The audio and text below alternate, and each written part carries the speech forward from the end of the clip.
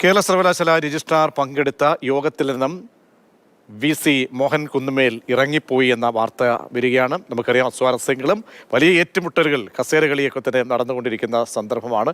പ്രശാന്ത് ഉണ്ട്. പ്രശാന്ത്, അങ്ങനെ ഏറ്റുമുട്ടൽ കൂടുതൽ രൂക്ഷമാകുന്നു. VC എടുത്ത നിലപാട് എന്തായിരുന്നു?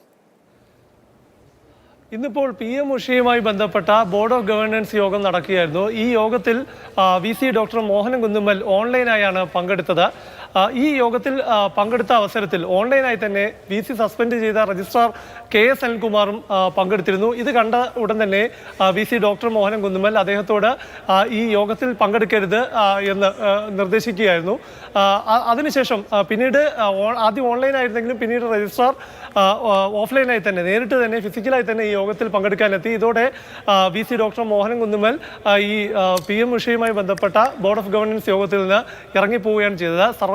കേരള സർവകലാശാലയിൽ സമവായം ഉണ്ടാക്കുന്നതിന് വേണ്ടി VC ഡോക്ടർ മോഹൻ കുന്നുമ്മലും അതുപോലെ തന്നെ മന്ത്രി R ബിന്ദുവും എല്ലാം ചർച്ച നടത്തിയെങ്കിലും ഈ രജിസ്ട്രാറിന്റെ സസ്പെൻഷനുമായി ബന്ധപ്പെട്ട വിഷയത്തിൽ ഉള്ള പ്രതിസന്ധി രൂക്ഷമായി തുടരുന്നു.